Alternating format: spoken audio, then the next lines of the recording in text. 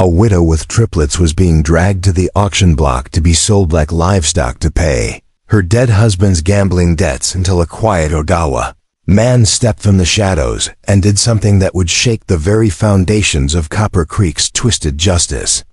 What happened next would prove that sometimes the most powerful acts of defiance come not from those who shout the loudest, but from those who understand that true strength lies in silent, unwavering conviction.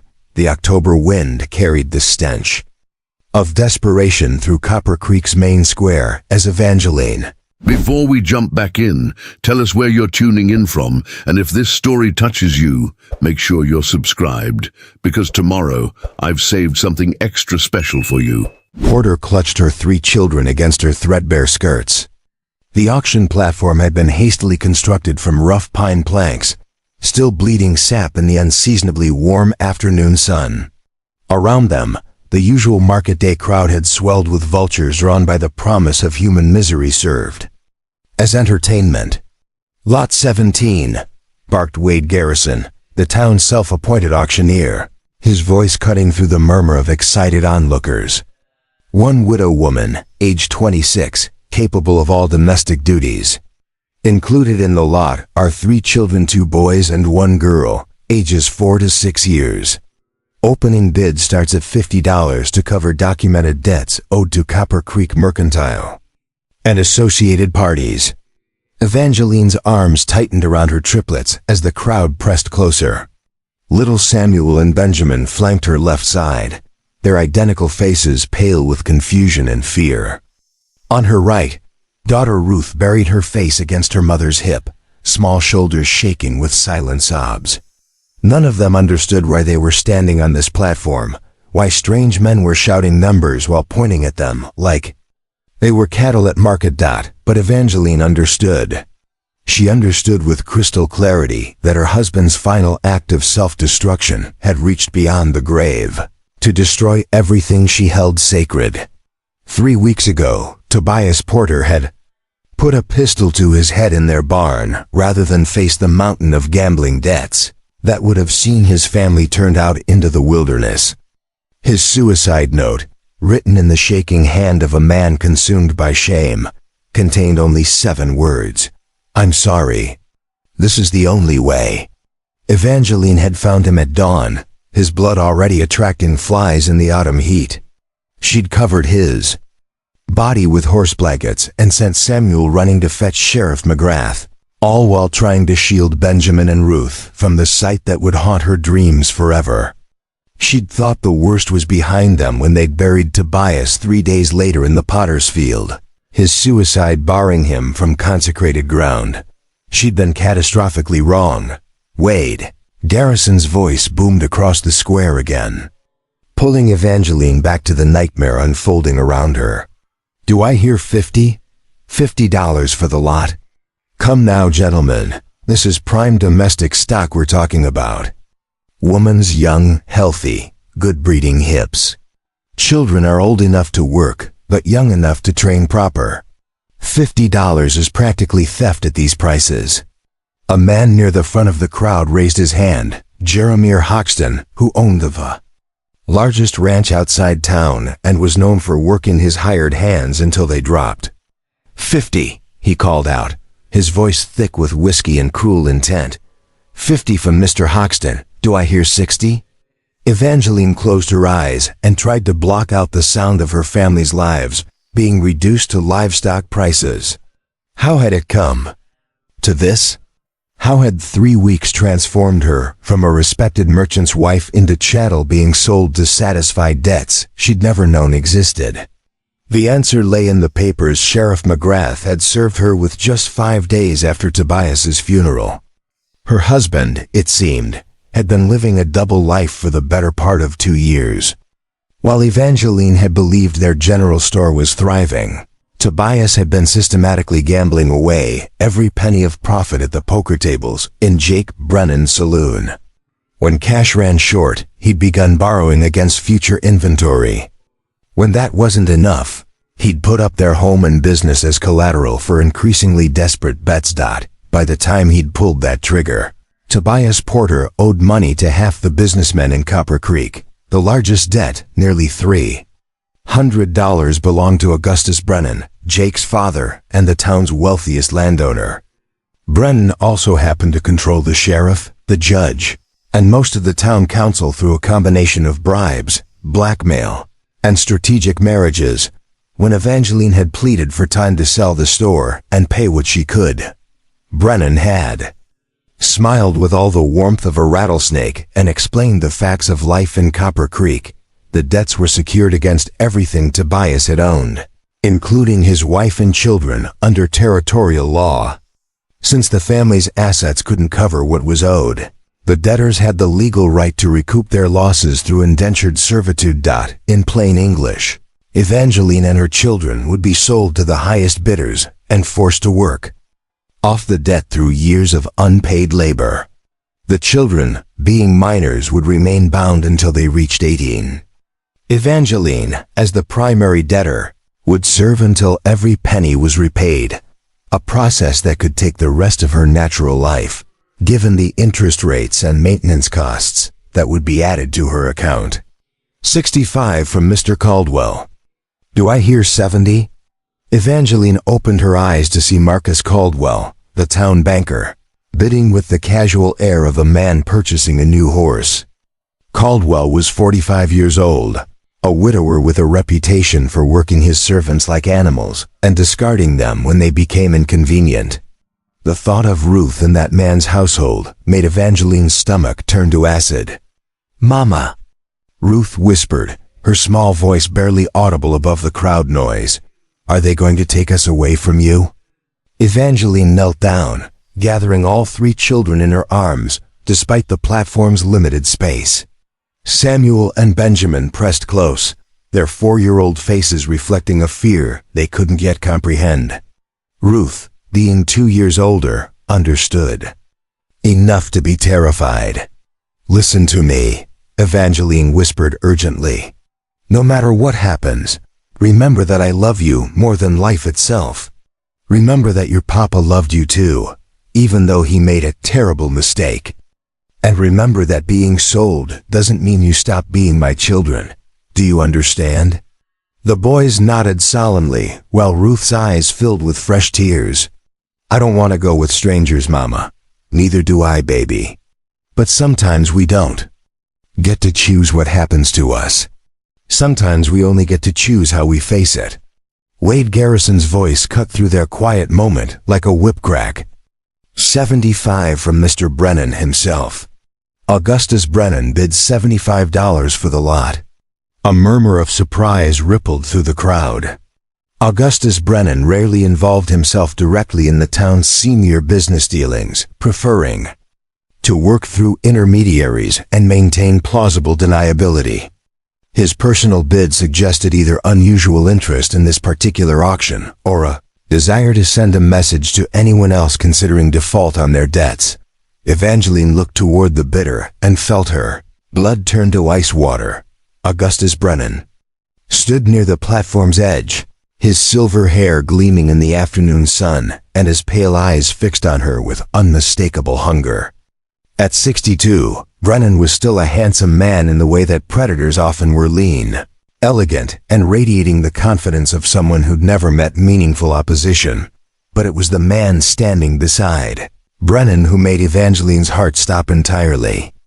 Ezekiel Brennan, Augustus's youngest son, watched the proceedings with the same cold calculation as his father, but his attention was focused entirely on Ruth. At 28, Ezekiel had earned a reputation as a man of peculiar appetites, particularly regarding young girls who couldn't fight back or run away. The crowd fell silent as Augustus Brennan stepped closer to the platform. Preparing and narrating this story took us a lot of time, so if you are enjoying it, subscribe to our channel. It means a lot to us now. Back to the story. When he spoke, his voice carried the authority of a man accustomed to absolute obedience. "Ladies and gentlemen of Copper Creek, I want to address a concern I'm hearing whispered among you today. Some folks seem to think this auction represents some kind of moral failing on our community's part. They suggest that selling a woman and her children to satisfy legitimate debts is somehow beneath our Christian values. Brennan paused, letting his gaze sweep across the assembled crowd. Several people shifted uncomfortably, but no one spoke. I want to remind everyone that territorial law is quite clear on these matters. When a man borrows money and pledges his family's labor as security, that pledge becomes a binding contract upon his death. Mrs. Porter's husband knew exactly what he was risking when he signed those papers. The fact that he chose suicide over responsibility doesn't absolve his family of their legal obligations. Augustus turned to look directly at Evangeline, his smile cold as winter wind. Furthermore, I want to assure everyone that the winning bidders will treat their new acquisitions with appropriate care and consideration. These people will be fed, housed, clothed, and given useful work that will teach them the value of honest labor. In many ways, they'll be better off than they would be trying to survive on their own in the wilderness. The hypocrisy was breathtaking. Evangeline had heard enough stories about Brennan's household staff to know that his definition of appropriate care involved backbreaking labor, starvation rations, and brutal punishment for the slightest infractions. Women who entered his service rarely emerged unchanged, and children often disappeared entirely, their fates lost to whispered rumors and fearful speculation. 75 going once, Wade Garrison called out, his gavel raised. 75. Going twice. That's when the stranger stepped forward. Evangeline had been so focused on the Brennans that she hadn't noticed the man, who'd been standing motionless at the crowd's edge throughout the entire auction. He was tall and lean, with the weathered face of someone who spent his life outdoors. His dark hair hung to his shoulders, and his clothes buckskin pants, a simple cotton shirt, and a beaded vest marked him as Native American in a town where such people were rarely welcome. But it was his eyes that caught Evangeline's attention. Dark as coffee and completely calm, they held a depth of sadness that spoke of losses beyond ordinary grief. When he looked at her and the children, she saw something she hadn't expected: recognition. Not of her personally, but of the situation. This man had seen families destroyed before. $100, the stranger said quietly, his voice carrying. Clearly, despite its low tone, the entire square fell silent. $100 was more money than most people in Copper Creek saw in 6 months. It was enough to buy a good horse and saddle, or stock a small store, or build a decent cabin. For a widow and 3 children, it was an astronomical sum. Augustus Brennan's face flushed red with anger and surprise. 110, he snapped. 125, the stranger replied without hesitation. 150. Brennan snarled, his composure cracking. 200. The crowd collectively gasped. $200 was serious money, enough to buy substantial property or fund a major business venture.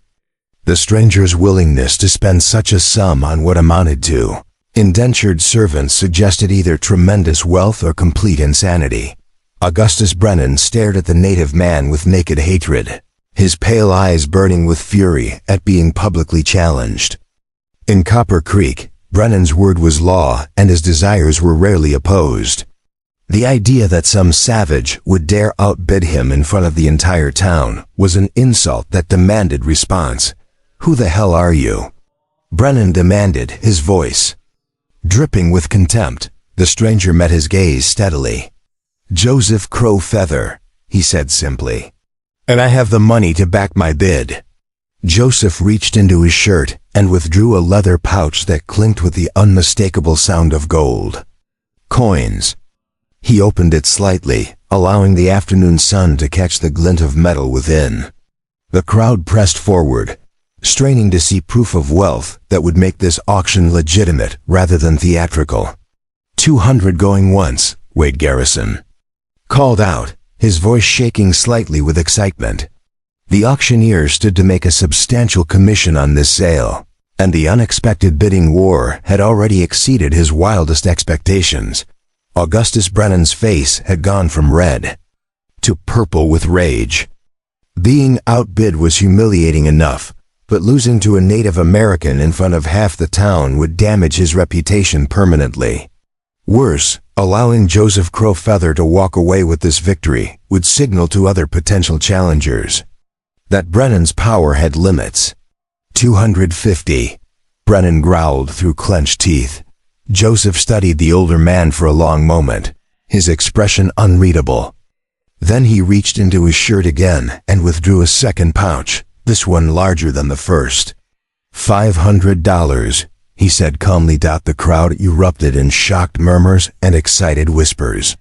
$500 was more money than most people in Copper Creek would see in their entire lifetimes.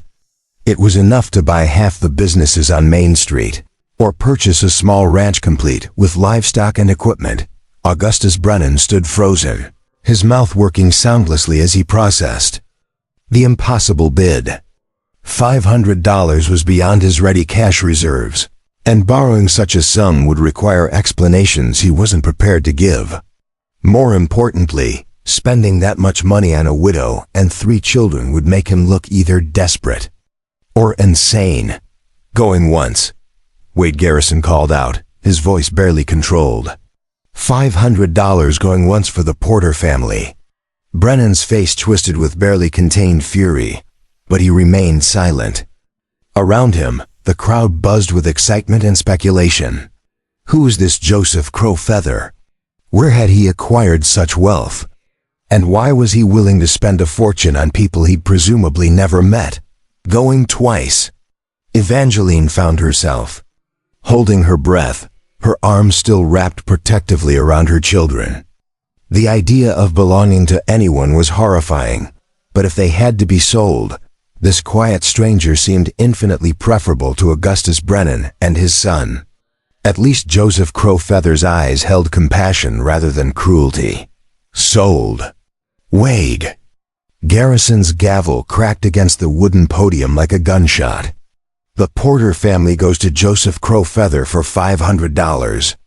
The crowd began to disperse, chattering excitedly about the morning's unexpected drama. Augustus Brennan lingered for a moment, his pale eyes boring into Joseph Crowfeather with undisguised hatred. When he finally turned and stalked away, his son Ezekiel trailing behind him, Evangeline knew this wasn't over. Men like Brennan didn't accept public humiliation quietly, and Joseph Crowfeather had just made a powerful enemy. But for now, that was a problem for later. Joseph approached the platform slowly, his movements careful and non-threatening. When he reached the edge, he looked up at Evangeline and her children with those dark, sad eyes. "Mrs. Porter," he said quietly, "my name is Joseph Crowfeather, and I just bought your family's freedom. Would you and your children please come down so we can discuss what happens next?" Evangeline helped her children down from the platform, her mind reeling with questions and possibilities. Freedom? What did that mean exactly? In her experience, men who spent fortunes on women and children expected certain things in return. But something in Joseph's manner suggested he might be different from other men she'd known. Samuel, always the boldest of her children, looked up at their new owner with curious eyes. "Are you an Indian?" he asked with the direct honesty that only 4-year-olds possessed. "Samuel." Evangeline gasped, mortified by her son's bluntness. But Joseph smiled, the first genuine expression she'd seen from him. "Yes, I am. My people are called Odawa, and we've lived in these lands since before your ancestors crossed the Great Water." "Do you have a tomahawk?" Benjamin asked, clearly fascinated. "I have many tools," Joseph replied diplomatically. "But we can discuss those later. Right now we need to settle my debt with Mr. Garrison and decide where you'll be staying tonight." The next hour passed in a blur of paperwork and financial transactions. Joseph counted out $500 in gold coins with the casual air of a man paying for groceries, while Wade Garrison's hands shook with excitement as he processed the largest single sale in Copper Creek's history. Legal documents were signed, transferring ownership of the Porter family to their new master, and receipts were provided for tax purposes. Through it all, Evangeline remained silent, overwhelmed by the speed at which her life had changed. This morning, she'd awakened in her own bed in her own home, a free woman facing an uncertain future. Now she belonged to a stranger, a kind stranger, perhaps, but a stranger nonetheless. As the sun began to sink toward the western mountains, Joseph finally turned his full attention to his new acquisitions. "Mrs. Porter, do you have belongings you need to collect from your former home?" "Some clothes for the children," Evangeline said quietly. "A few personal items." "But Sheriff McGrath said everything else belongs to the creditors now." Joseph nodded. Grimly, "We'll gather what we can. My camp is about 2 hours' ride from here, and I'd prefer to travel before full darkness." "Your camp?" "I live simply, Mrs. Porter, no mansion or fancy house. Just a place where a man can think clearly and live according to his own values." Joseph paused, studying her face. "I know you have questions about what I expect from you and your children. We'll discuss everything once we reach safety and privacy." Safety. The word hit Evangeline like a physical blow. She couldn't remember the last time she'd felt truly safe, certainly not during the final months of Tobias's gambling spiral, and definitely not during the nightmare week since his death. The idea that this stranger might actually provide sanctuary, rather than another form of bondage, seemed too good to be true. But as they walked through Copper Creek's dusty streets toward her former home, Evangeline found herself studying Joseph Crow Feather more carefully. His movements were fluid and confident, like a man accustomed to navigating dangerous territory. His clothes were well made but practical, suggesting someone who valued function over appearance. And his treatment of her children patient, respectful, genuinely interested in their questions, spoke of a character fundamentally different from the men who'd been bidding on them earlier. Maybe, just maybe, this quiet Odawa man represented something she'd almost given up hoping for, a chance at a new beginning. The Porter house sat on a side street near the edge of town, a modest 2-story structure that had once represented everything Evangeline thought she wanted from life. Now it felt like a mausoleum, filled with memories of happiness that had been built on lies. Sheriff McGrath had already placed official seals on most of the rooms, marking property that would be sold to satisfy other creditors. "Take only what you need," Joseph said gently as they approached the front door. "Clothing, personal items. That can't be replaced. We'll travel light." Evangeline nodded and led her children inside for what would be their final time. The house felt empty and cold, despite the furniture and belongings that still filled most rooms. It was as if Tobias's betrayal had sucked the life out of everything he'd touched. She moved quickly through the children's room, packing their few changes of clothes and treasured possessions into a single carpet bag. Ruth's rag doll, the boys' wooden toys that Tobias had carved during happier times, the quilt Evangeline's mother had made before consumption took her life. Small things, but irreplaceable. From her own room, she took only the essentials, a change of clothes, her Bible, and the daguerreotype of her parents that represented her only connection to life before Copper Creek. Everything else, the furniture Tobias had bought with borrowed money, the dishes and linens that had made her feel like a proper housewife, the books and decorations that had transformed the house into a home, would remain behind as payment for debts she'd never known existed. As they prepared to leave, Ruth tugged on Evangeline's skirt. "Mama, what about Papa's things? Shouldn't we take something to remember him?" Evangeline looked toward the closed door of the room she'd once shared with her husband, where his clothes still hung in the wardrobe and his shaving kit still sat on the washstand. The man who'd carved toys for his children and read them bedtime stories deserved to be remembered. But the man who'd gambled away their future and chosen suicide over responsibility had forfeited that right. "Your father lives in here," she said softly, touching Ruth's chest above her heart. "And in here," she added, touching the girl's forehead. "We don't need things to remember the good parts of him." Joseph waited patiently by his horse while they finished gathering their belongings. He'd said little during the packing process, but Evangeline noticed him scanning the street constantly, watching for potential threats or unwanted attention. Augustus Brennan's public humiliation would have consequences, and those consequences would likely begin soon. As if summoned by her thoughts, a group of riders appeared at the end of the street. Even in the fading light, Evangeline could make out Augustus Brennan's distinctive silver hair and his son Ezekiel's lean silhouette. They'd brought friends, at least 6 men total, all armed and clearly spoiling for trouble. "Time to go," Joseph said quietly, his hand moving instinctively toward the knife at his belt. "Mrs. Porter, can you ride?" "Yes, but the children will ride with us." "Benjamin and Samuel can share your horse. Ruth rides with me." Joseph's voice remained calm, but Evangeline caught the edge of steel beneath his words. "We leave now," quickly and quietly. As they mounted up and began riding toward the edge of town, Evangeline caught one last glimpse of the house where she'd thought she would raise her children and grow old with her husband. The windows were dark and empty, like the eyes of a corpse. Everything she'd thought she knew about her life had died in that house, along with the man who'd built their happiness on foundations of sand and lies. But maybe that wasn't entirely bad. Maybe some things needed to die before better things could be born. As they rode into the gathering darkness, heading toward an uncertain future with a stranger who'd paid a fortune for their freedom, Evangeline found herself feeling something she'd thought was lost forever: hope. Behind them, the lights of Copper Creek faded into the distance. Ahead lay whatever Joseph Crowfeather considered home. And for the first time since finding Tobias's body in the barn, Evangeline allowed herself to believe that tomorrow might be better than today. The moon hung like a silver coin above the pine forest as Joseph Crowfeather led his unlikely procession deeper into territory that most white settlers considered cursed.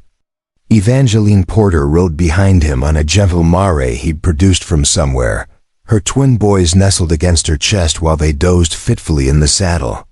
Ruth sat in front of Joseph on his powerful stallion, her small hands gripping the saddle horn as she stared wide-eyed at the mysterious landscape unfolding around them.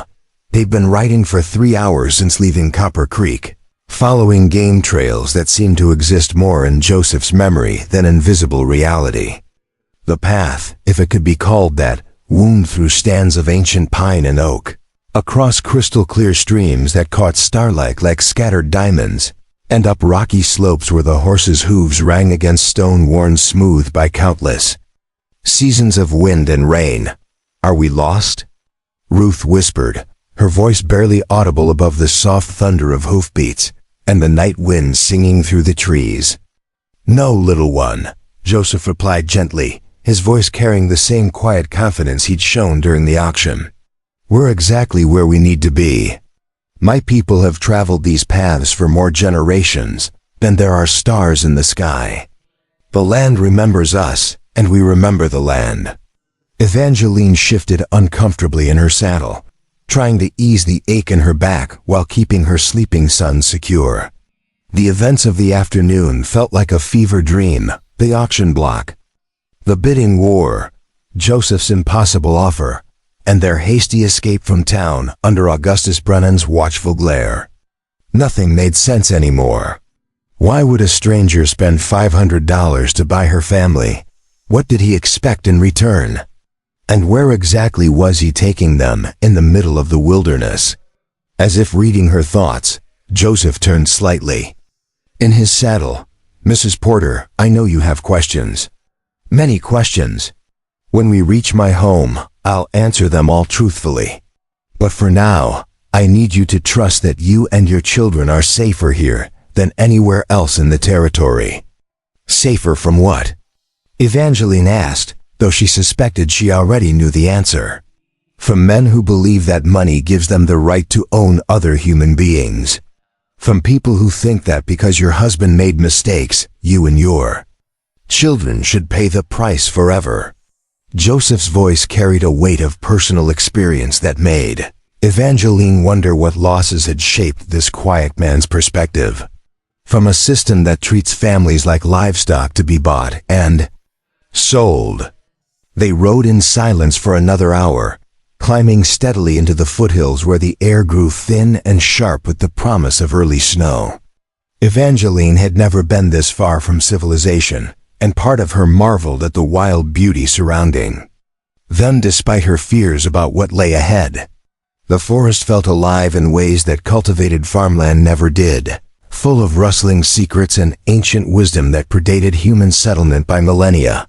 Finally, just as Evangeline was beginning to wonder if they would ride all night, Joseph raised his hand in a signal to halt. They'd reached a clearing surrounded by towering pines, their massive trunks rising like cathedral pillars toward the star-scattered sky. At the center of the clearing sat a structure unlike anything Evangeline had ever seen. It wasn't a house in any conventional sense. Built primarily from local stone and timber, it seemed to grow organically from the landscape rather than being imposed upon it. The main structure was round, with walls that curved gracefully upward to a peaked roof decorated with carved symbols that caught moonlight and seemed to glow with their own inner light. Smaller buildings, what appeared to be a workshop, storage areas, and animal shelters were connected to the main dwelling by covered walkways that followed the natural contours of the land. But it was the garden that took Evangeline's breath away. Even in the pale moonlight, she could see that the entire clearing had been transformed into a living artwork. Raised beds filled with carefully tended plants created flowing patterns that seemed to mirror the movement of water or wind. Stone pathways wound between the beds like streams, leading to a central area where a small fire burned in a ring of smooth river rocks. "Welcome to my home," Joseph said simply as he dismounted and helped Ruth down from the horse. "It's not much by town standards, but it provides everything a person truly needs." Evangeline slid carefully from her saddle, still holding her sleeping sons. The boys stirred as their feet touched solid ground, blinking owlishly in the firelight as they tried to process their strange surroundings. "Where are we, Mama?" Samuel asked, his 4-year-old voice thick with sleep and confusion. "We're at Mr. Crowfeather's home," Evangeline replied, though the words felt inadequate to describe the magical place where they found themselves.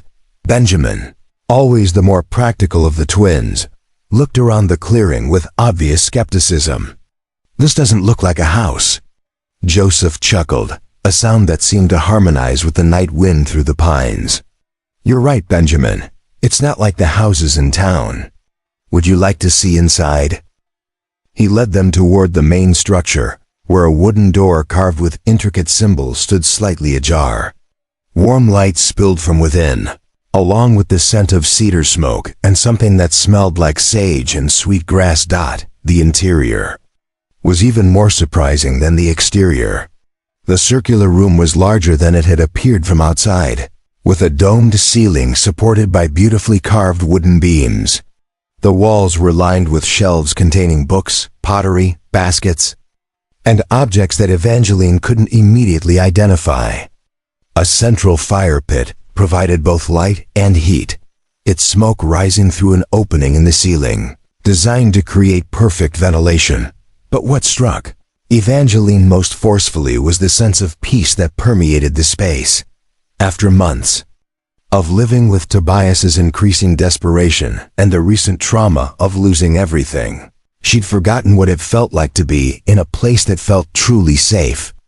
This room, with its warm light and carefully arranged furnishings, seemed to wrap around them like a protective embrace. "Are you hungry?" Joseph asked, moving toward what appeared to be a cooking area equipped with cast-iron pots and modern conveniences. That seemed oddly out of place in the primitive setting. "It's been a long day, and traveling on empty stomachs is never wise." Ruth, who had been unusually quiet since the auction, finally spoke up. "Mr. Crowfeather, are you going to keep us forever?" The question hung in the air like smoke from the central fire. Joseph stopped what he was doing and turned to face the little girl, his expression serious and respectful. Ruth, what do you think keeping someone means? Like when Papa bought chickens from Mr. Henderson. He gave Mr. Henderson money, and then the chickens belonged to Papa, and they had to live in our coop and do what Papa said. Joseph nodded thoughtfully. That's a good comparison. But tell me, what's the difference between chickens and people? Ruth considered this with the intense concentration that only 6-year-olds could muster. People can talk? People can think, Samuel added, not to be outdone by his sister. People have feelings, Benjamin contributed quietly. All true, Joseph agreed. And what else? People can choose, Evangeline said softly, beginning to understand where this conversation was leading. Exactly. Joseph knelt down so he was at eye level with the children. Chickens can't choose where they live or what they do. But people can, even when other people try to take that choice away from them. Today, bad men tried to treat your family like chickens. They wanted to buy you and force you to work for them whether you wanted to or not. But you bought us too, Ruth pointed out with devastating logic. I did. I gave them money so they would stop trying to hurt you. But that doesn't mean I own you the way your papa owned chickens. Joseph's voice was gentle but firm. You're still people. You still have choices. And the most important choice you have to make is what you want to do next. Evangeline felt her heart stop. What do you mean? Joseph stood and faced her directly. I mean that tomorrow morning, if you want to leave, I'll give you supplies and directions to the nearest town where Augustus Brennan has no influence. I'll provide enough money for you to start over somewhere safe. The choice is yours.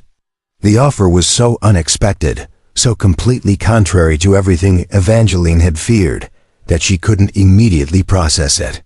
Men who spent $500 on human beings didn't simply offer to let them walk away the next morning. There had to be a catch, some hidden price that would make freedom impossible. Why? She whispered. Why would you spend that much money just to let us go? Joseph was quiet for a long moment, staring into the fire as if the flames held memories too painful to examine directly. When he finally spoke, his voice carried the weight of old grief. 20 years ago, I had a family. A wife named Morning Star and 2 children, a son and a daughter about the same ages as your boys and Ruth. We lived on reservation land in Minnesota, trying to make a life according to the white man's laws and customs. He paused, and Evangeline saw his hands clench slightly before he continued. The government decided they needed our land for a railroad. They said we would be compensated fairly and relocated to better territory. But the compensation never came, and the new territory was a wasteland where nothing would grow. When my people protested, soldiers came to restore order. Joseph's voice remained steady, but Evangeline could hear the pain beneath his careful control. Morning Star and my children were killed during what the newspapers called a minor skirmish with hostile Indians. I was away hunting when it happened. When I returned, I found their bodies in the ruins of our home. Ruth had moved closer to Joseph during his story, her small hand reaching out to touch his arm in a gesture of comfort that seemed instinctive. Samuel and Benjamin stood perfectly still, sensing that they were hearing something important, even if they couldn't fully understand it. I'm sorry, Evangeline said quietly, the words feeling pitifully inadequate. For a long time I thought my life was over, Joseph continued. I thought the only purpose left to me was revenge against the people who had destroyed everything I loved. I spent years planning how I would make them pay for what they'd taken from me. What stopped you? Joseph smiled, but it was a sad expression, filled with hard-won wisdom. I realized that revenge wouldn't bring my family back. It would only create more orphans, more widows, more people carrying the same pain that was eating me alive. So I chose a different path. He gestured around the circular room, indicating the home he'd built in the wilderness. I decided that if I couldn't save my own family, I would try to save others. I've spent the last 15 years working as a tracker and guide for the territorial government, helping them map these mountains and establish treaties with the remaining tribes. The work pays well, and I've been careful with my money. When I heard about your situation in Copper Creek, I knew I had to act. How did you hear about us? Evangeline asked. Word travels fast in small territories, especially when it involves families being torn apart by debt. A friend in the territorial capital sent me a telegraph describing the auction. I rode hard for 3 days to get there in time. Benjamin, who had been listening with the intense focus he usually reserved for his favorite stories, suddenly spoke up. Mr. Crowfeather, if you save families, why don't you have a new family? It was the kind of innocent but devastating question that only children could ask. Joseph looked down at the little boy with something approaching wonder. That's a very good question, Benjamin. I suppose I thought that losing one family was enough pain for any man to bear. I didn't want to risk loving people again, if I might lose them too. But that's silly, Ruth said with 6-year-old certainty. Mama says that love isn't something you can use up. The more you give away, the more you have. Joseph's eyes met Evangeline's across the fire, and she felt a jolt of recognition pass between them. This man, who had suffered losses that dwarfed her own troubles, understood something about grief and healing that she was only beginning to discover. Your mama is a wise woman, Joseph said softly. As the evening progressed, they shared a simple meal of venison stew and cornbread that Joseph prepared with the easy competence of someone accustomed to taking care of himself. The children gradually relaxed in the warm, safe environment, their natural curiosity overcoming their earlier fears. Samuel and Benjamin explored the fascinating objects that filled the shelves, while Ruth peppered Joseph with questions about everything from the carved symbols on the walls to the strange plants growing in his garden. Those symbols tell stories, Joseph explained as Ruth traced the intricate patterns with her finger. This one represents the 4 directions: north, south, east, and west. This one shows the cycle of seasons. And this one here represents the connection between all living things. Can you teach me to read them? Ruth asked eagerly. If you stay long enough to learn, yes. The casual comment hung in the air like a possibility none of them had dared to consider. Stay long enough to learn. The phrase implied a future that extended beyond mere survival, a chance to build something new rather than simply running from something old. As bedtime approached, Joseph showed them to a smaller room connected to the main living space. It contained 2 comfortable beds with thick quilts and pillows that smelled like cedar and lavender.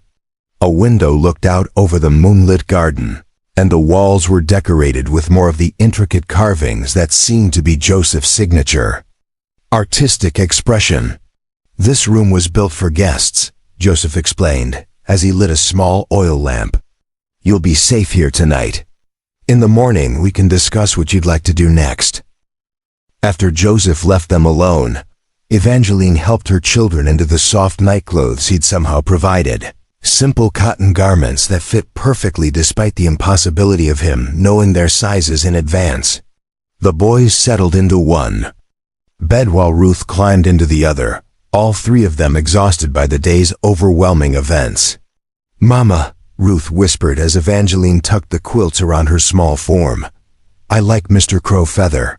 He makes me feel safe.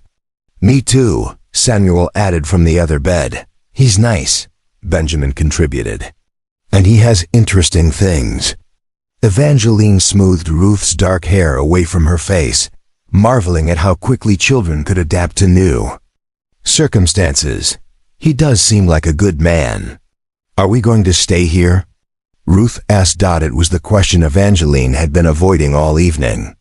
Joseph's offer to let them leave seemed genuine, but where would they go? She had no money beyond what he chose to give them, no family willing to take them in, no skills that would allow her to support 3 children on her own. The world beyond this peaceful clearing was full of dangers she could barely comprehend, but staying meant accepting charity from a stranger, no matter how kind he seemed.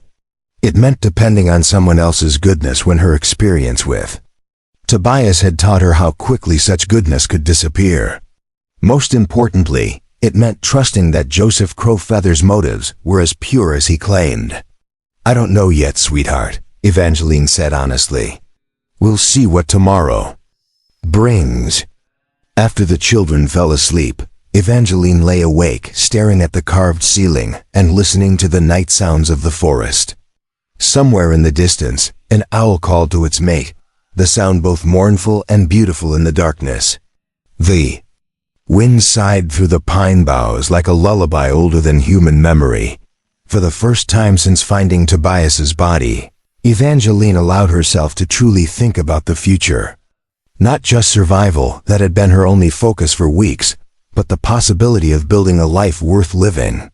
Her children deserved more than just escape from immediate danger. They deserved stability, education, the chance to grow up without the shadow of their father's failures defining their opportunities. Could Joseph Crowfeather provide those things? And if so, what would he expect in return? She was still pondering these questions when she heard soft footsteps outside the window. Rising carefully to avoid waking the children, Evangeline peered out into the moonlit garden. Joseph stood near the central fire, which he'd built up into a warm blaze. He wasn't alone. 3 figures emerged from the forest, 2 men and a woman, all dressed in traditional native clothing and moving with the silent grace of people who belonged in the wilderness. They embraced Joseph warmly, speaking in a language Evangeline didn't recognize, but whose melodic cadences sounded like music. As she watched, more people appeared from the darkness. Soon, nearly a dozen men and women had gathered around the fire, their voices rising and falling in what seemed to be serious conversation. They gestured toward the house where Evangeline and her children slept, and she caught the occasional English word mixed in with their native tongue. Fear crept up her spine like cold fingers. Who were these people? What were they discussing? Had Joseph brought her family here to turn them over to some larger group? Were they planning something that would make Augustus Brennan's auction seem merciful by comparison?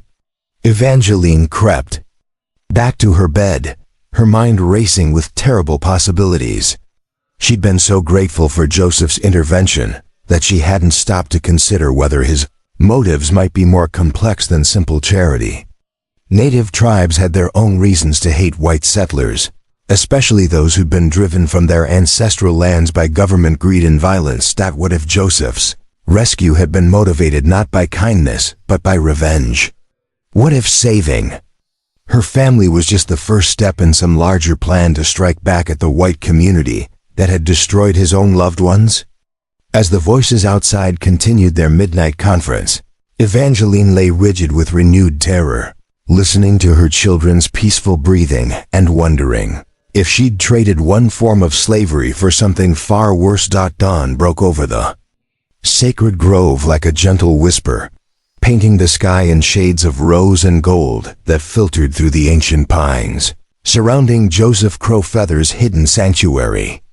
Evangeline Porter woke to the sound of children's laughter, a sound so foreign after weeks of fear and desperation that for a moment she thought she was dreaming.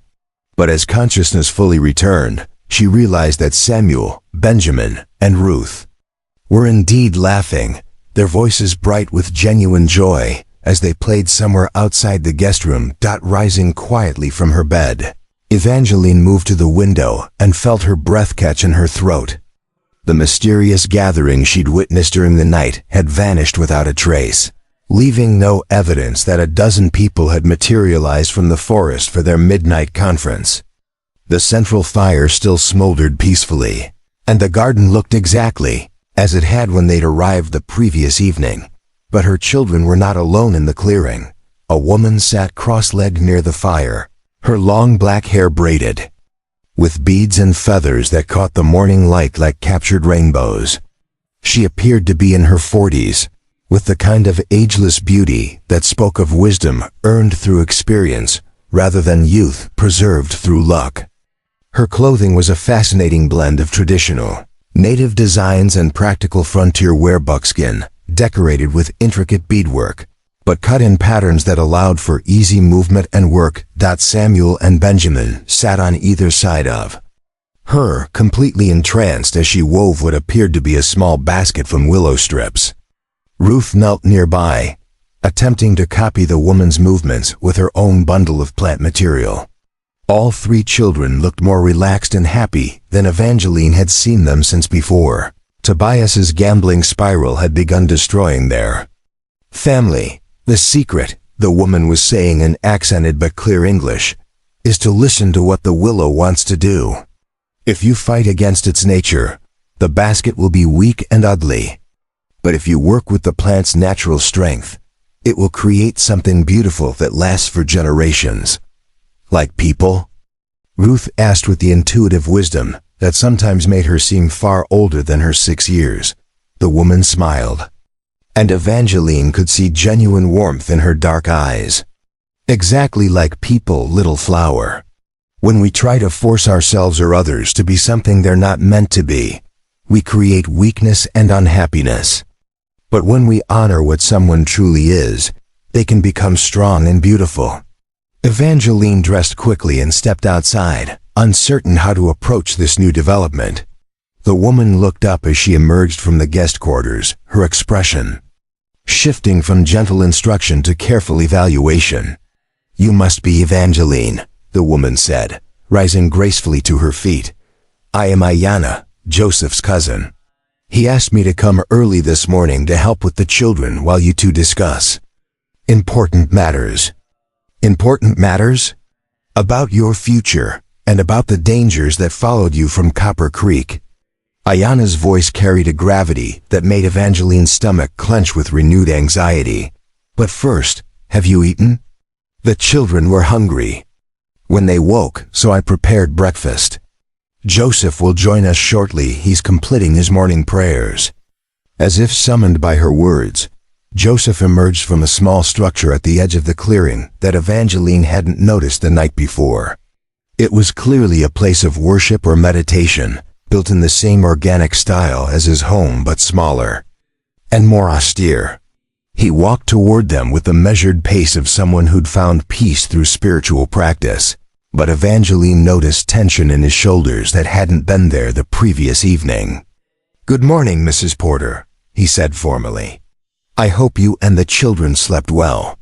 "We did, thank you. Mr. Crowfeather, I need to ask you about last night. I saw people gathering here, and I heard voices." "I know," Joseph interrupted gently. "We'll discuss everything after breakfast. But first, let me introduce you properly to my cousin Ayanna. She's one of the few people in the territory who knows the full truth about what's happening in towns like Copper Creek." Ayanna had prepared a meal that was unlike anything Evangeline had ever tasted: wild rice cooked with berries and nuts, fried fish that melted like butter on the tongue, and bread made from some kind of grain she couldn't identify but which had a rich, nutty flavor that complemented everything else perfectly. The children ate with obvious relish, chattering excitedly about the basket weaving lesson and bombarding Ayanna with questions about everything from the beadwork on her clothing to the meaning of her name. "Ayanna means eternal blossom in our language," she explained to Ruth, who had become particularly fascinated with the older woman's intricate hair ornaments. "My grandmother chose it because she said I was born during the spring when the apple trees bloomed for the first time after a terrible winter that killed many plants." "That's beautiful," Ruth said solemnly. "Mama says names are important because they help people remember who they're supposed to be. Your mama is very wise." Ayanna glanced at Evangeline with an expression that suggested approval mixed with careful assessment. "Names do carry power. They connect us to our ancestors and help us understand our purpose in the great circle of life." After breakfast, Joseph suggested that Ayanna continue working with the children while he and Evangeline discussed adult matters in private.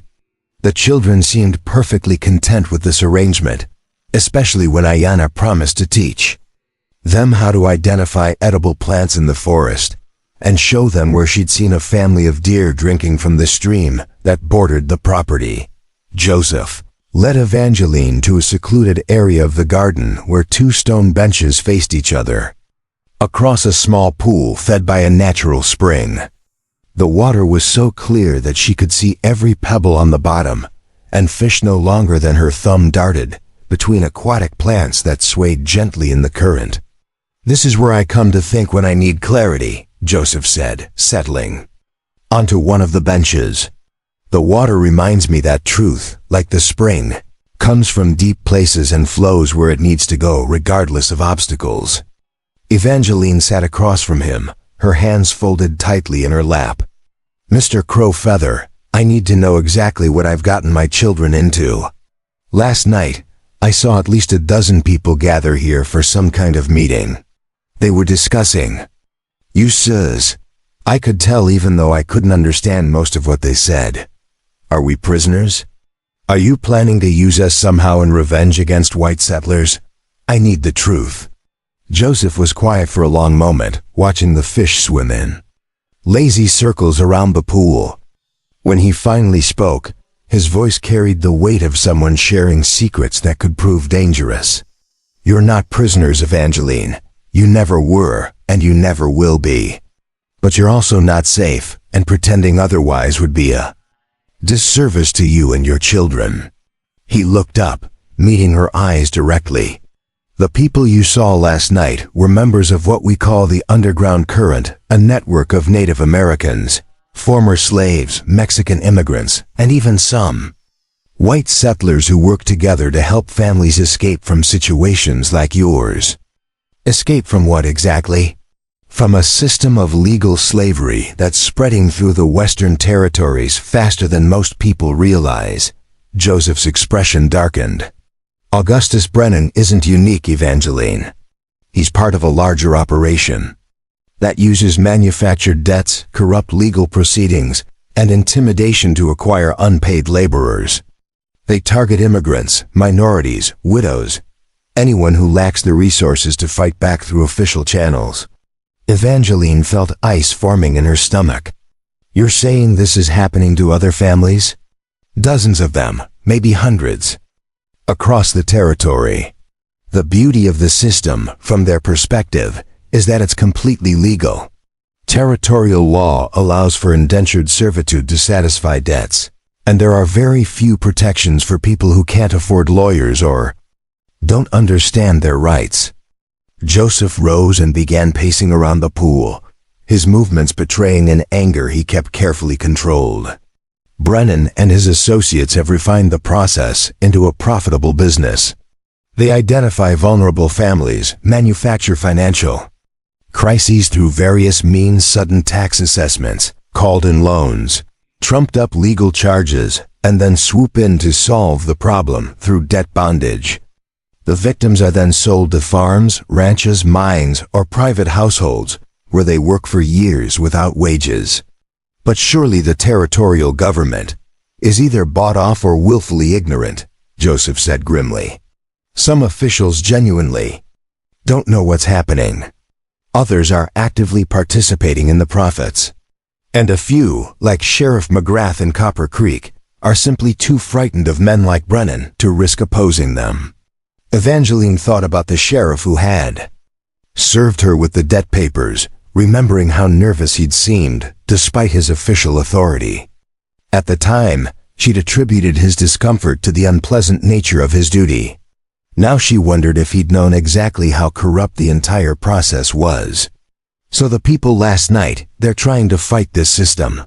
We're trying to save who we can and document what's happening so that eventually we can expose the entire operation," Joseph confirmed. "My role is unusual because I have enough money to outbid the traffickers when we learn about auctions in advance. Most of our rescues are less expensive but more dangerous." "What do you mean?" Joseph sat back down, his expression troubled.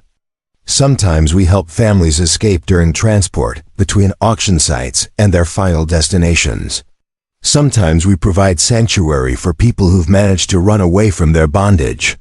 And sometimes we gather evidence that helps territorial Prosecutors build cases against the worst offenders. Evidence like what?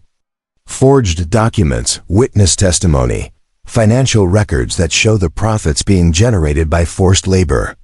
Ayanna, for example, works as a domestic servant in the home of a territorial judge in Helena. She's been copying legal documents and correspondence that prove several officials are taking bribes to overlook the trafficking operation. Evangeline stared at him in shock. She's a spy? She's a woman whose own family was destroyed by this system and who's decided to fight back. 3 years ago, her husband and 2 children were sold to a mining operation in Colorado after a manufactured debt crisis. She managed to escape, but they didn't. She's been working to expose the network ever since, hoping to find them or at least prevent other families from suffering the same fate. The implications of what Joseph was telling her began to sink in. She and her children hadn't simply been rescued from an unfortunate situation. They'd been pulled into the middle of a dangerous underground war between traffickers and those fighting to stop them. Mr. Crowfeather, if you're involved in this kind of work, if you're actively opposing these people, then keeping us here puts you in danger. And it puts my children in danger too. You're in danger regardless, Joseph replied bluntly. Augustus Brennan doesn't forgive public humiliation, and losing a $500 investment to someone he considers beneath his notice has made you his personal enemy. If you leave here and try to settle somewhere else, he'll find you. Men like Brennan have long reaches and longer memories. Then what are you suggesting? Joseph leaned forward, his dark eyes intense with conviction. I'm suggesting that you have 3 choices, none of them easy. First, you can leave here with enough money to reach California or Oregon, where Brennan's influence doesn't extend. You'd be starting over with nothing except what I can provide, but you'd be truly free. And the second choice? You can stay here under my protection while we work to build a legal case against Brennan and his associates. It might take months or even years, but if we succeed, you could return to Copper Creek as free citizens with your rights fully restored. Evangeline considered both options, recognizing the enormous risks involved in each.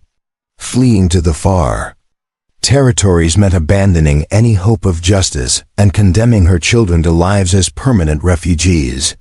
But staying meant accepting that they might never be truly safe, that they would always be looking over their shoulders for Brennan's revenge. What's the third choice? Joseph smiled, but it was a grim expression that didn't reach his eyes. You join us.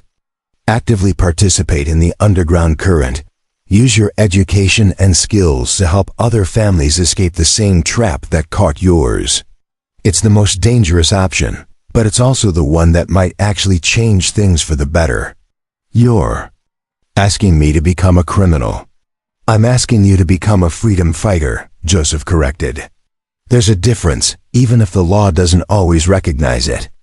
Before Evangeline could respond, Ayanna appeared at the edge of the garden, her expression urgent and concerned.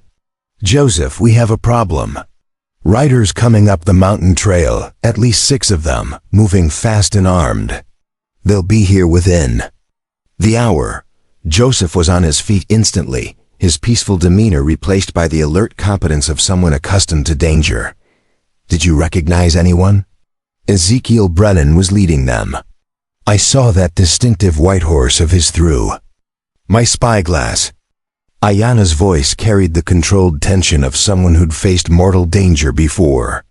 They're not making any attempt at stealth, which means they're either supremely confident or they want us to know they're coming. Probably both, Joseph sighed grimly. He turned to Evangeline, his expression apologetic but determined. I'm sorry, but your thinking time just ran out. Whatever you decide to do, we need to decide it now. Evangeline's mind raced as she processed this new threat. Ezekiel Brennan, the man whose hungry eyes had lingered on her 6-year-old daughter during the auction, was riding toward them with armed companions. Even if Joseph's sanctuary had seemed impregnable the night before, 6 determined men with guns could probably overcome any defenses he'd established. My children, she said, her voice tight with panic. Where are my children? Safe for now, Ayana assured her. I moved them to the underground shelter as soon as I spotted the riders. It's hidden beneath the root cellar and connects to a cave system that leads back down the mountain. Even if Brennan's men search the entire property, they won't find that entrance. But they'll find us, Evangeline said. Not if we're not here, Joseph replied. He was already moving toward the main house, his movements quick and purposeful. Ayana, how long do we have? 40 minutes, maybe less if they push their horses hard. Enough time.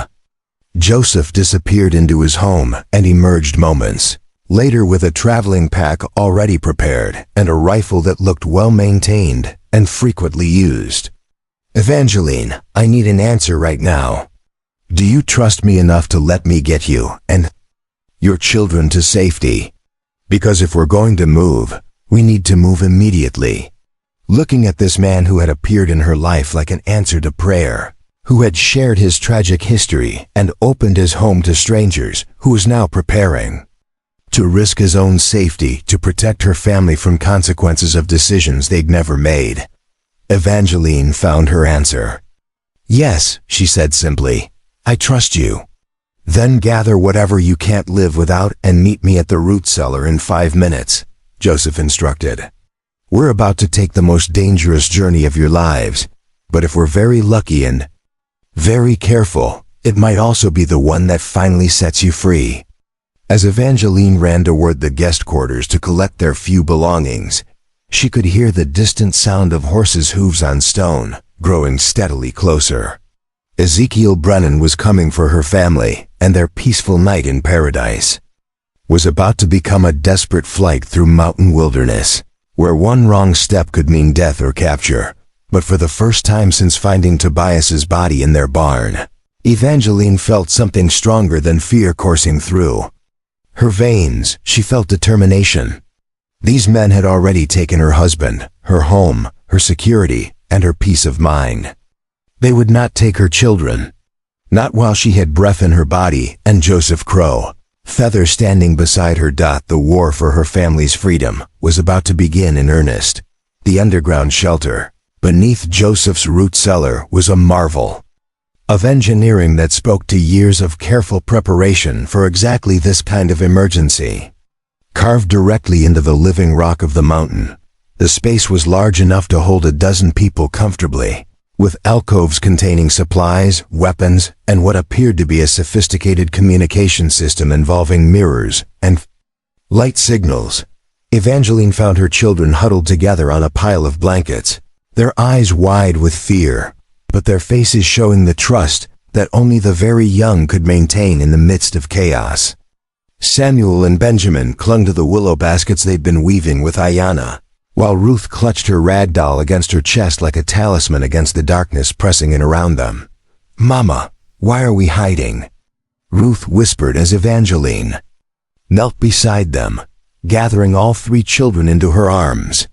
Because sometimes bad people try to hurt good people, and we have to be very quiet and very brave until the danger passes, Evangeline replied, her voice steadier than she felt. Above them, she could hear the thunder of approaching horses growing louder by the minute. Joseph appeared at the entrance to the shelter, his rifle slung across his back and his face grim with determination. The cave system connects to an old mining tunnel that emerges about 2 miles down the mountain, he said quietly. From there, we can reach a safe house where friends will help us get farther away from Copper Creek. How long will we have to travel underground? Ayana asked, checking the supplies in her own pack with the efficiency of someone who'd made similar escapes before. 3 hours if we move quickly and the children can keep up. 5 hours if we have to go slowly or encounter obstacles. Joseph's eyes met Evangeline's. I won't lie to you, it's going to be difficult. The tunnels are narrow in places, and there are sections where we'll be crawling through spaces barely wide enough for an adult, but it's the only way to reach safety without being tracked. The sound of horses reached a crescendo directly above them, accompanied by harsh voices and the jingle of spurs and weapons.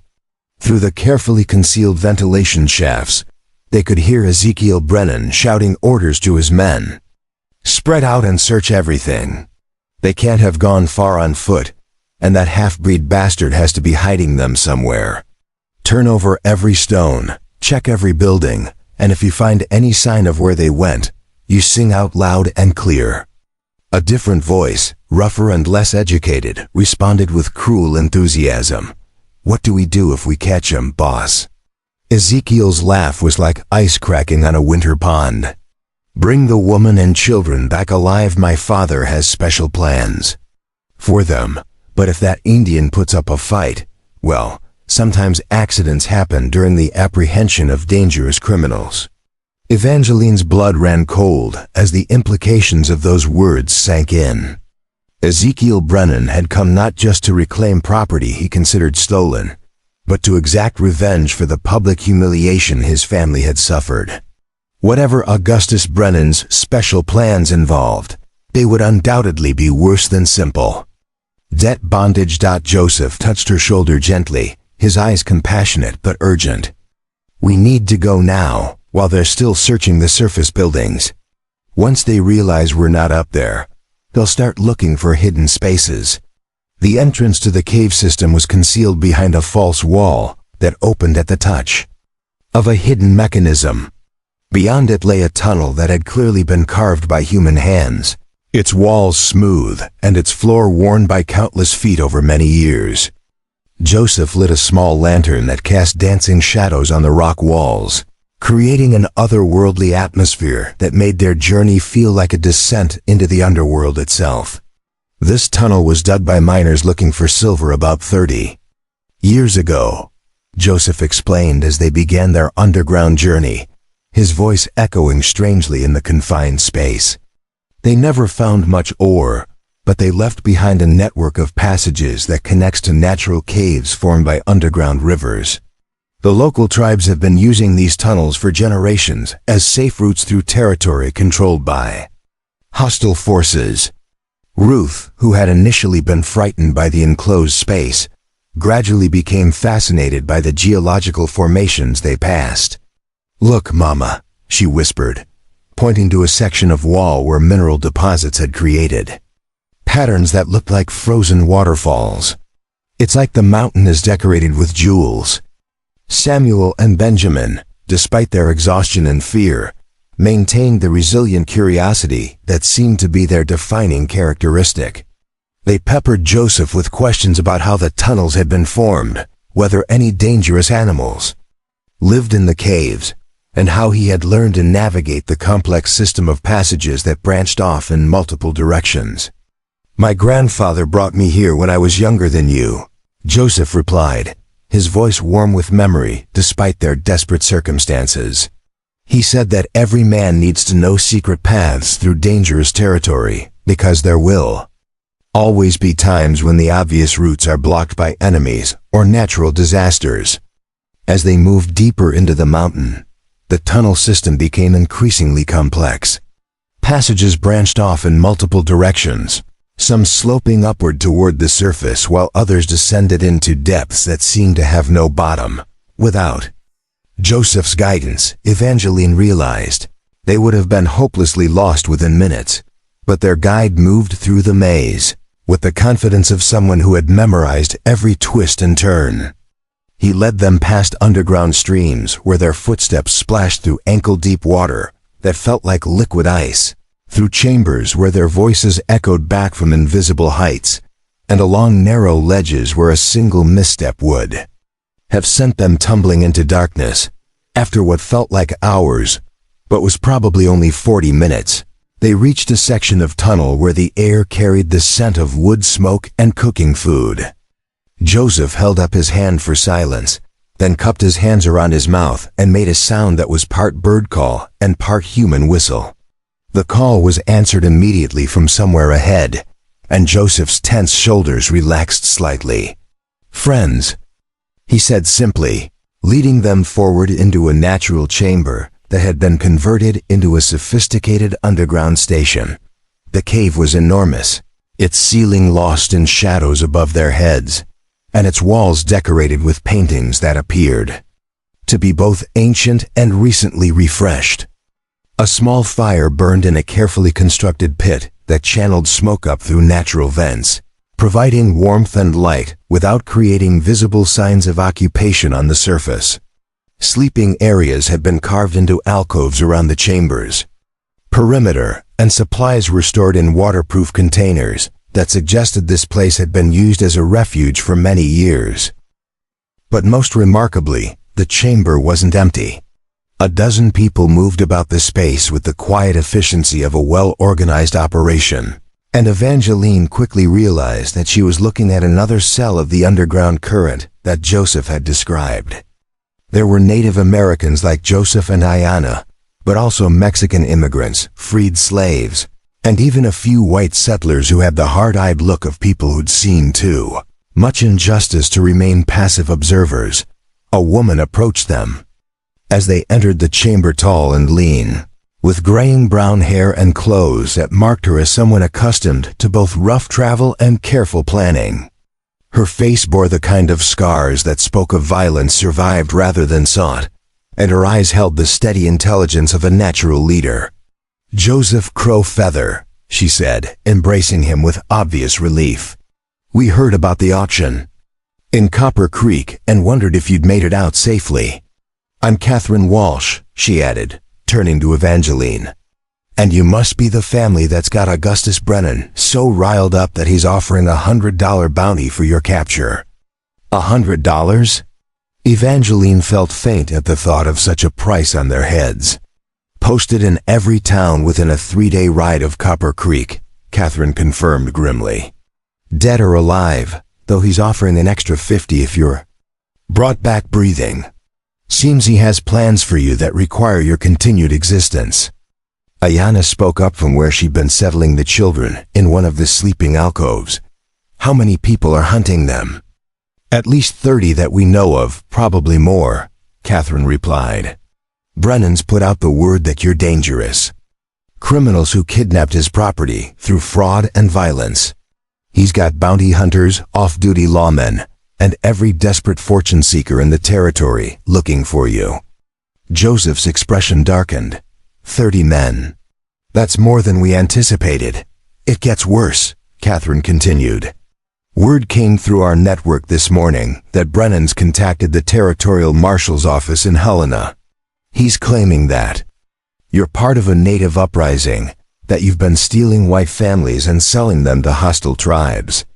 The Marshal's office is sending investigators, and they'll have federal authority to override local jurisdictions." The implications of this news settled over the group like a suffocating blanket. Federal investigators would have resources and legal authority that went far beyond anything local officials could muster. If they believed Brennan's version of events, Joseph and his associates could be charged with everything from kidnapping to treason. "How long do we have before the federal people arrive?" Joseph asked. 3 days, maybe 4 if the weather slows them down. "But Joseph, there's something else you need to know." Catherine's expression became even more serious. "We intercepted communication suggesting that this isn't just about recovering the Porter family anymore. Brennan's using your interference as justification for a much larger operation against the underground current." "What kind of operation?" "Mass arrests. Coordinated raids on safe houses across the territory. He's convinced the authorities that we're an organized conspiracy bent on destroying white settlement through terrorism and slave raids." Catherine shook her head in disgust. "Brennan's turning our rescue work into evidence of a military threat." Evangeline listened to this conversation with growing horror. Not only had her family's crisis endangered Joseph and his immediate associates, but their rescue had apparently triggered a territorial response that threatened the entire network of people fighting against the trafficking system.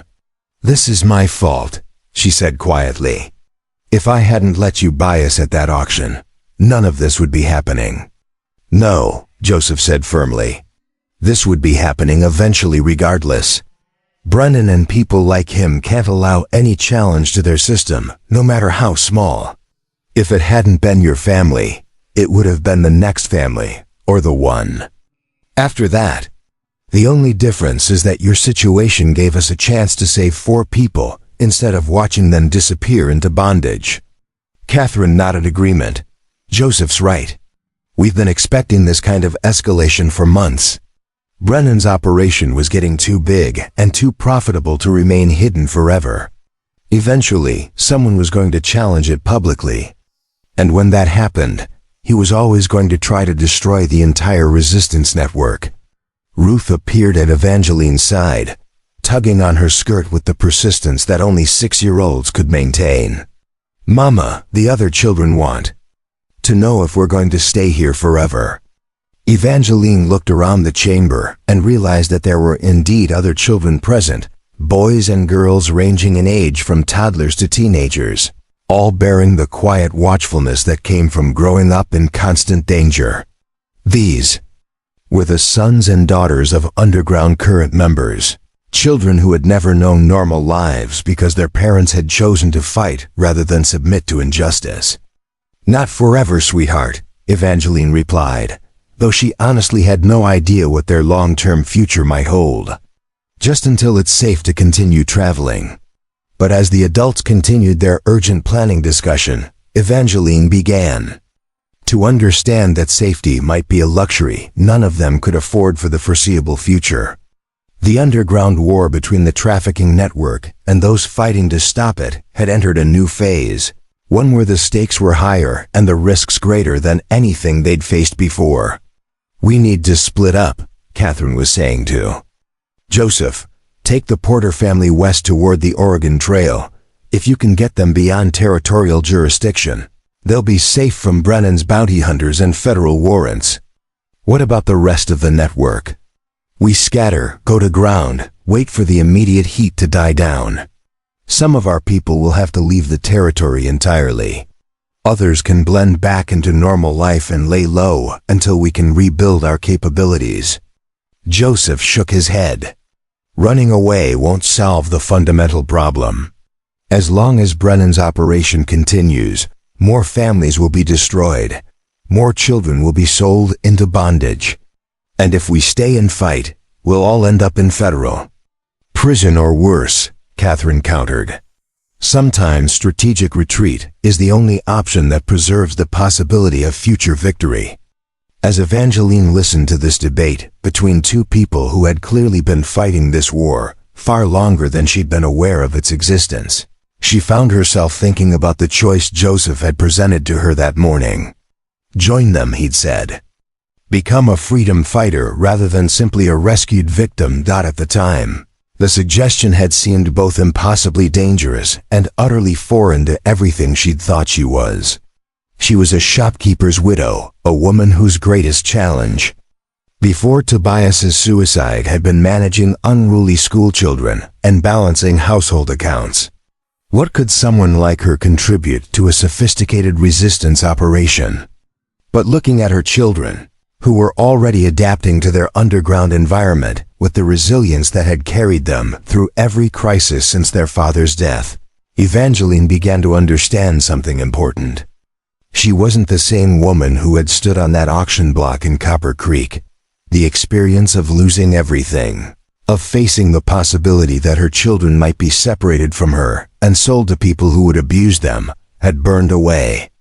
Whatever illusions she'd maintained about the world being fundamentally fair or safe, the woman who had emerged from that fire was harder, more determined, and far more willing to take risks for the sake of justice than the person she'd been before.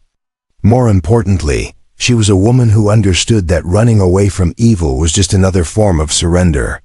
Mr. Crowfeather, she said, interrupting the planning discussion. Mrs. Walsh, I have a proposal. Both of them turned to look at her with expressions of polite attention mixed with barely concealed skepticism. Evangeline couldn't blame them to these experienced fighters. She probably looked like exactly what she was, a desperate refugee with no relevant skills or resources. You're talking about scattering the network and going into hiding until this crisis passes, Evangeline continued. But what if instead of running from Brennan's accusations, we used them against him? What do you mean? Catherine asked. He's claiming that the underground current is a military threat, that we're organized criminals bent on destroying white settlement. Those are serious charges that will require serious investigation by federal authorities. What if we made sure that investigation revealed the truth about who the real criminals are? Joseph's eyes began to show interest. Go on. I was a teacher. I know how to research, how to organize information, how to present evidence in ways that convince skeptical audiences. Mrs. Walsh, you mentioned that you've been documenting Brennan's trafficking operation. What if we used the next few days not to run, but to compile a comprehensive case that proves his guilt and exposes the entire network of officials who've been helping him? The federal investigators won't arrive for 3 or 4 days, Catherine said thoughtfully. And if they're expecting to find a military conspiracy, they'll be prepared to evaluate evidence of organized criminal activity. Exactly. Instead of meeting them as fugitives, we meet them as citizens presenting a formal complaint against public corruption. We turn Brennan's own accusations into the legal framework for destroying his operation. The chamber fell silent as everyone considered this audacious proposal. Evangeline could see the appeal of the plan in Joseph's eyes, but she could also see Catherine's professional skepticism about anything that required trusting federal authorities to act honorably. It's risky, Catherine said finally. If the investigators don't believe our evidence, if they're already committed to Brennan's version of events, we'll all be arrested on the spot. If we run, we abandon everyone who's still trapped in Brennan's system, Evangeline countered. My family was saved because you people were willing to take risks. Shouldn't we be willing to take the same risks to save others? Joseph smiled, the first genuinely hopeful expression she'd seen from him since the crisis began. Catherine, how much documentation do we have? Enough to hang Brennan and half the officials in the territory, if we can get it to the right people. Then Mrs. Porter is right. It's time to stop running and start fighting back with the truth. As the underground current began reorganizing itself around this new strategy, Evangeline felt a transformation taking place within herself that was both terrifying and exhilarating. 3 days ago, she'd been a powerless victim facing the destruction of her family. Now she was helping to plan an operation that could expose a criminal conspiracy and save countless other families from the same fate. The quiet Odawa man who had saved them at auction had given her far more than freedom from immediate danger. He had given her the chance to discover who she really was when everything she'd thought she knew about herself had been stripped away, and the woman she was becoming was someone willing to fight. The federal marshal arrived in Copper Creek on a gray November morning that matched the somber mood hanging over the town like funeral shroud. Marshal James Hartford was a man in his 50s whose weathered face spoke of decades spent mediating disputes in territories where the nearest courthouse might be 300 miles away, and justice often depended more on common sense than legal precedent. He rode into town accompanied by 2 deputies and a court stenographer, expecting to investigate reports of Native American raiders and missing white families. Instead, he found himself facing Augustus Brennan in the hotel parlor, while a stack of meticulously organized documents lay spread across 3 tables like an indictment written in ink and sworn testimony. Evangeline Porter sat across from the marshal, her hands folded calmly in her lap despite the magnitude of what she was about to attempt.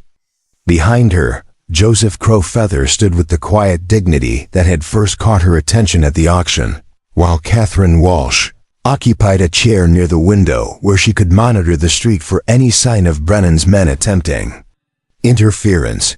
The past 3 days had been a whirlwind of preparation that had tested every skill Evangeline had developed as a teacher and every reserve of courage she'd discovered as a mother. Working with Catherine's network, they had assembled a case against Brennan's trafficking operation that was both comprehensive and devastating. Financial records showing payments to corrupt officials, testimonies from escaped victims, forged. Legal documents, and a detailed map of the entire criminal network stretched across 4 territories. Marshal Hartford, Evangeline began, her voice steady despite the hammering of her heart. Thank you for agreeing to hear our testimony before taking any action based on Mr. Brennan's accusations. Mrs. Porter, I'll be honest with you, Hartford replied, his tone suggesting a man who had heard too many desperate stories to accept any of them at face value. The reports I received described you as a kidnap victim and your companions as dangerous criminals involved in organized raids against white settlements. What I'm seeing here doesn't match those descriptions. Augustus Brennan, who had been uncharacteristically silent since the marshal's arrival, finally spoke up with the smooth confidence of a man accustomed to controlling narratives. Marshal, I appreciate your thoroughness, but I think you're being manipulated by people who have obvious reasons to lie about their criminal activities. Mrs. Porter was legally purchased to satisfy her late husband's legitimate debts. Her current companions abducted her and her children through fraud and violence. Mr. Brennan, Marshal Hartford said carefully, I've reviewed the documentation you provided about the auction and debt proceedings. Everything appears to be in legal order. However, I've also reviewed these. He gestured toward the documents Evangeline had presented, and they paint a rather different picture of what's been happening in your territory. Catherine Walsh leaned forward, her voice crisp with the authority of someone who had spent years documenting official corruption. Marshal, what you're looking at is evidence of a systematic trafficking operation that has enslaved more than 200 families across 4 territories over the past 5 years. The Porter family auction wasn't an isolated incident, it was part of a carefully orchestrated business model. Hartford picked up one of the financial ledgers Catherine had obtained through her network of spies and informants. These records show payments totaling several $1,000s to various territorial officials. Sheriff McGrath, Judge Morrison, even the territorial tax assessor. What were these payments for? Cooperation, Evangeline replied simply. Sheriff McGrath was paid to serve fraudulent debt papers and ignore evidence of document forgery. Judge Morrison was paid to rule in favor of creditors regardless of the legitimacy of their claims. The tax assessor was paid to create sudden discovery of unpaid taxes that could be used to justify property seizures. Brennan's face had gone pale, but his voice remained controlled.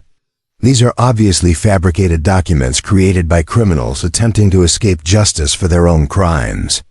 I demand that you arrest these people immediately and transport them to territorial headquarters for proper interrogation.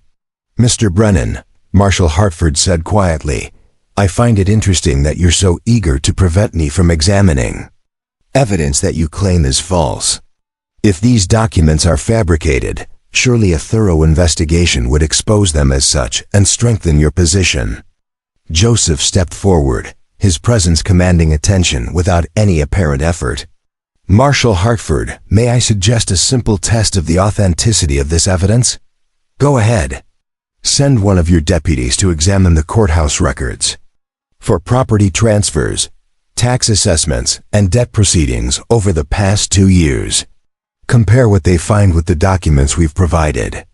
If our evidence is fabricated, there will be discrepancies that prove our deception.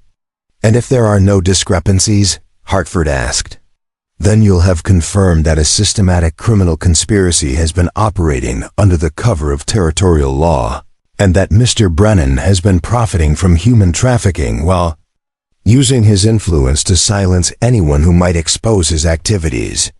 Hartford considered this proposal for a long moment, his eyes moving between the assembled parties.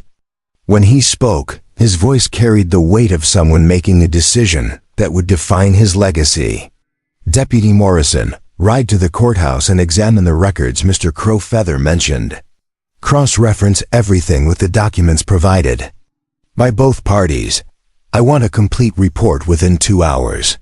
As the deputy left to carry out his assignment, an uncomfortable silence settled over the hotel parlor. Brennan sat rigid in his chair, his hands clenched so tightly that his knuckles showed white through his skin. Evangeline found herself studying this man who had wielded such terrifying power over her family's fate just days earlier, noting how diminished he appeared when faced with the possibility of genuine accountability. "Marshal," Catherine said into the silence, "there's something else you should know about the scope of this operation. The trafficking network extends beyond individual family sales. We have evidence that Brennan and his associates have been selling children to brothels and labor camps in Mexico, separating families permanently and creating a pipeline of victims who disappear entirely from any official records." Evangeline's stomach clenched at this revelation. She had known that Ruth was in danger from Ezekiel Brennan's particular appetites, but the idea that children were being sold across international borders for purposes too horrible to contemplate made her feel physically ill. "That's a very serious accusation, Mrs. Walsh," Hartford said gravely. "Do you have evidence to support it?" Catherine produced another folder from her seemingly endless supply of documentation. Shipping manifests showing human cargo being transported to Mexican ports. Correspondence between Brennan and brothel operators discussing young inventory. Financial records showing payments for what are described as specialty livestock that match the ages and descriptions of missing children. Brennan exploded from his chair with a violence that made everyone in the room tense for potential confrontation. "This is outrageous. I'm a respected businessman and civic leader who has contributed more to the development of this territory than any other individual. I will not sit here and listen to these lies from criminals and savages who are obviously attempting to destroy my reputation out of spite and greed." "Mr. Brennan," Marshal Hartford said calmly, "please sit down. If these accusations are false, you have nothing to fear from a proper investigation. If they're true, then your reputation is the least of your concerns. I demand to see your authorization for this investigation. I demand to speak with your superiors. I demand you demand."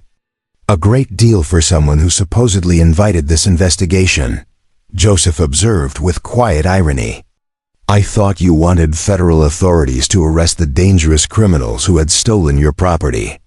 Why are you now objecting to the process you requested?" Before Brennan could respond, the hotel door opened and Deputy Morrison returned, with a leather satchel full of courthouse documents. His expression was grim as he approached the marshal. "Well?" Hartford asked. "Every document they provided matches courthouse records exactly," Morrison reported. "Tax assessments that appeared overnight, debt papers filed and executed within hours of creation, property transfers that bypassed normal legal requirements. Everything points to a coordinated effort to manipulate the legal system for financial gain." The silence that followed this confirmation was deafening. Evangeline felt a mixture of vindication and terror as she realized that they had succeeded in proving their case, but now faced the question of whether justice would actually be served. Marshal Hartford stood and walked to the window, staring out at the main street of Copper Creek, where ordinary citizens went about their daily business, unaware that their community had been built on a foundation of systematic human trafficking. "Mr. Brennan," he said finally, "you are under arrest for conspiracy, fraud, human trafficking, and violation of federal laws prohibiting slavery in the territories. You will be transported to territorial headquarters for formal charges and trial." "This is impossible." Brennan snarled, his composure finally cracking completely. "You can't arrest me based on fabricated evidence provided by criminals. I have friends in Washington. I have influence. You have the right to legal representation and a fair trial." Hartford interrupted. "Deputy Morrison, please place Mr. Brennan in restraints."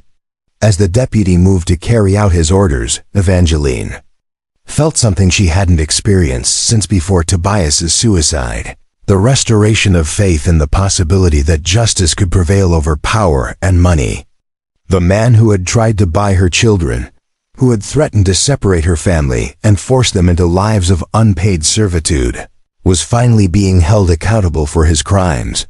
But even as relief washed over her, Evangeline understood that this victory was only the beginning. Brennan's network stretched across multiple territories and involved dozens of officials.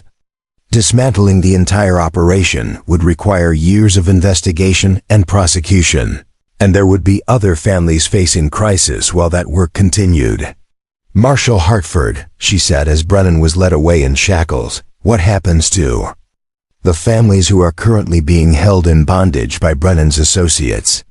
What happens to the children who have already been sold?" Hartford's expression showed the weariness of a man who had seen too much injustice to believe that any single arrest could solve systemic problems. "We'll do everything we can, Mrs. Porter. But these operations are like weeds cut off one head and others grow to replace it. The best we can hope for is to disrupt their activities long enough for potential victims to escape and for honest officials to establish better protections." Joseph stepped forward, his voice carrying the quiet determination that had first made Evangeline trust him. "Marshal, the underground current will continue its work regardless of what happens to Brennan. As long as there are families being destroyed by corruption and greed, there will be people willing to fight back. I understand your commitment, Mr. Crowfeather, and I admire it. But I hope you'll also work within legal channels whenever possible. Change that comes through proper procedures tends to last longer than change imposed through vigilante action. When proper procedures protect the innocent and punish the guilty, we'll gladly work within them," Joseph replied. "When they don't, we'll continue to provide an alternative." As the federal authorities prepared to leave Copper Creek with their prisoner, Evangeline found herself standing on the hotel porch with her children, watching the end of the nightmare that had begun with Tobias's suicide and her family's auction. Samuel, Benjamin, and Ruth clung to her skirts, still processing the dramatic events they had witnessed but clearly understanding that the danger had passed. "Mama," Ruth said thoughtfully, "is it over now? Are we safe?" Evangeline looked down at her daughter's upturned face, then across the street to where Joseph and Catherine were saying goodbye to the marshal. The immediate threat was over, but the larger struggle would continue. There would always be people like Brennan who sought to profit from others' desperation, and there would always be families who needed protection from such predators. "We're safe, sweetheart," she said finally. "And now we're going to help make sure other families are safe too." Ruth nodded solemnly, accepting this new reality with the adaptability that had carried her through every crisis. Because that's what good people do. Because that's what good people do. As the sun set over Copper Creek, painting the sky in shades of gold and crimson that promised better days ahead, Evangeline Porter understood that her transformation was complete. She was no longer the frightened widow who had stood on an auction block fearing for her children's future. She was a woman who had learned to fight for justice, who had found the courage to stand against powerful enemies, and who had discovered that sometimes the most important battles were the ones you chose to fight for other people's children as well as your own. The quiet Odawa man who had paid everything to save her family had given her more than freedom. He had given her purpose. Spring arrived in the mountain valley like a promise finally kept, transforming the landscape around Joseph's sanctuary into a tapestry of wildflowers and new growth that spoke of resilience and renewal. 6 months had passed since Augustus Brennan's arrest, and the changes that had swept through the territory were as dramatic as the seasonal transformation painting the hillsides in brilliant greens and golds. Evangeline Porter stood in the expanded garden behind what had once been Joseph's solitary home, but had now become the headquarters for a very different kind of operation. Where there had been one dwelling, there were now several connected buildings that housed the Western Territory Freedom School, an institution that existed nowhere in any official records, but had already begun changing lives in ways that bureaucrats and politicians could never have imagined. The school served children whose families had been rescued from trafficking operations. runaway slaves seeking education in free territory, Native American youth who wanted to learn to navigate both traditional and modern worlds, and the sons and daughters of underground current operatives who needed an education that emphasized justice, courage, and critical thinking over mere compliance and conformity.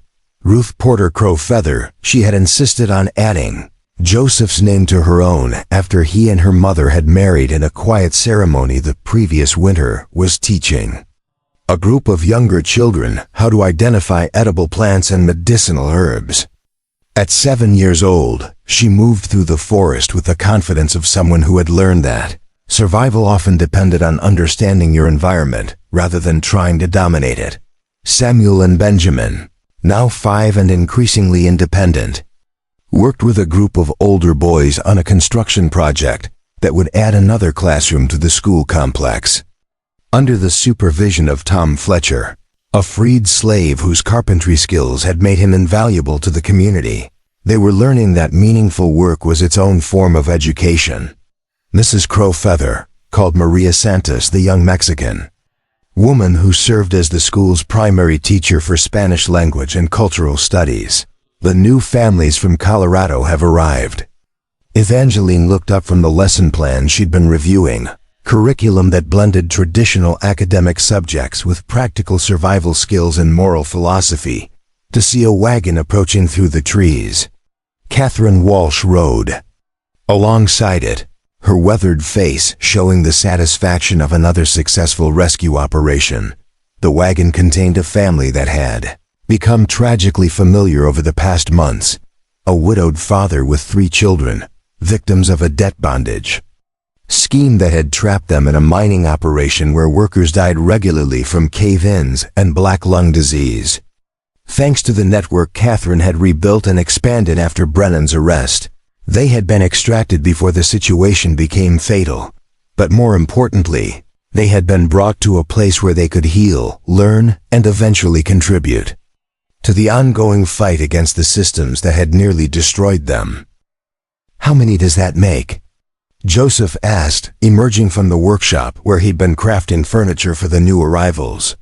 His hands were stained with wood polish, and his clothes bore the marks of honest labor, but his eyes held the peace that came from work aligned with purpose. 43 families in 6 months, Evangeline replied, still amazed by the scope of what they had accomplished. 167 individuals who might otherwise have disappeared into forced labor or worse. Joseph nodded, but his expression remained thoughtful rather than celebratory. "And for every family we save, how many others are still trapped?" It was a question that haunted all of them.